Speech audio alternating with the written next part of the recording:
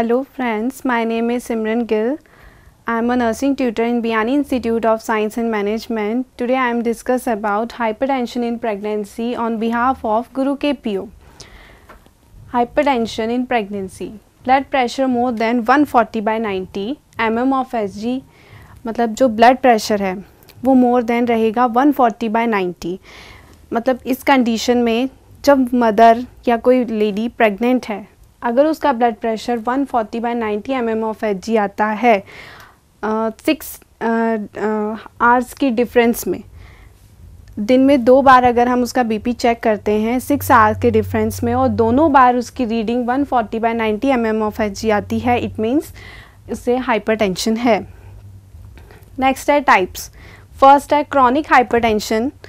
Chronic hypertension में मतलब chronic का मतलब होता है कि जो लंबे टाइम से जो हाइपरटेंशन है। Patient was hypertensive before pregnancy, यानी कि प्रेगनेंसी से पहले ही उसे हाइपरटेंशन की प्रॉब्लम थी। Then blood pressure increase before 20 weeks, यानी कि 20 वीक्स ऑफ गेस्टेशन, यानी कि 20 वीक्स के पीरियड से पहले ही उसका ब्लड प्रेशर इंक्रीज्ड है।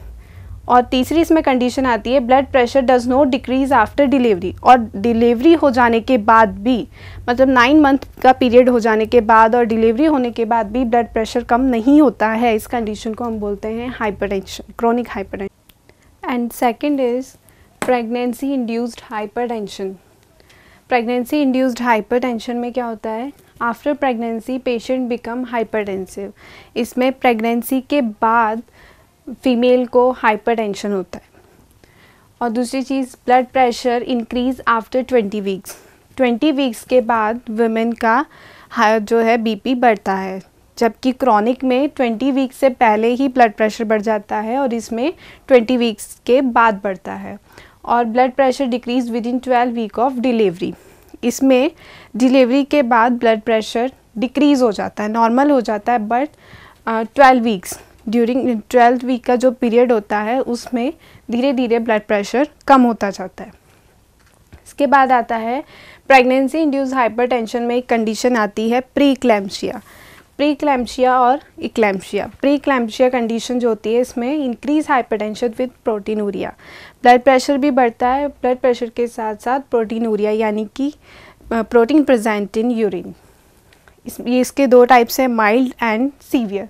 माइल्ड प्री इक्लैम्सिया में जो ब्लड प्रेशर है वह 140/90 mm ऑफ Hg होता है और साथ में इसमें कोई सिम्टम्स शो नहीं होते हैं। लेकिन सीवियर कंडीशन में जो ब्लड प्रेशर है वो 160/110 mm ऑफ Hg होता है और इसमें सिम्टम्स भी प्रेजेंट रहते हैं। Next is symptoms of severe pre eclampsia. Severe pre eclampsia is symptoms हैं oliguria, blood vision, epigastric pain and headache. Complication of pre eclampsia. Pre eclampsia के कॉम्प्लिकेशंस ही इक्लैम्सिया है, यानी कि अगर प्री इक्लैम्सिया को टाइम पर ट्रीट नहीं किया गया तो ये आगे चलकर इक्लैम्सिया कॉज करता है। इक्लैम्सिया यानी कि प्री इक्लैम्सिया प्लस सीजर, यानी कि इसमें प्री इक्लैम्सिया के सारे सिम्टम्स आएंगे प्लस सीजर्स, यानी कि दौरे आने स्टार्ट हो जाते हैं। Drug of choice for hypertension in pregnancy. अगर प्रेगनेंसी में हाइपरटेंशन कंडीशन है तो हम ड्रग देते हैं लाबेटालॉल, और माइल्ड प्री इक्लैम्सिया कंडीशन हो तब भी हम लाबेटालॉल ही प्रिस्क्राइब करते हैं।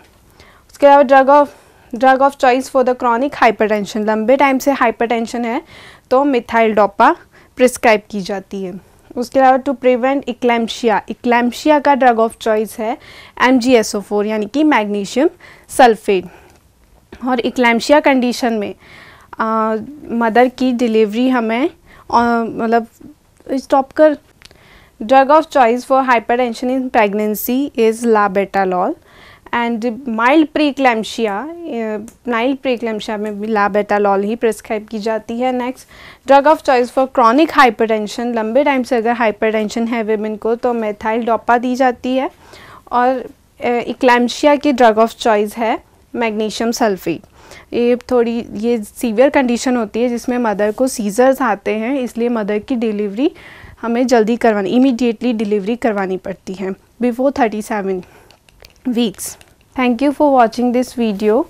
Please like, share and comment, and don't forget to subscribe on our YouTube channel.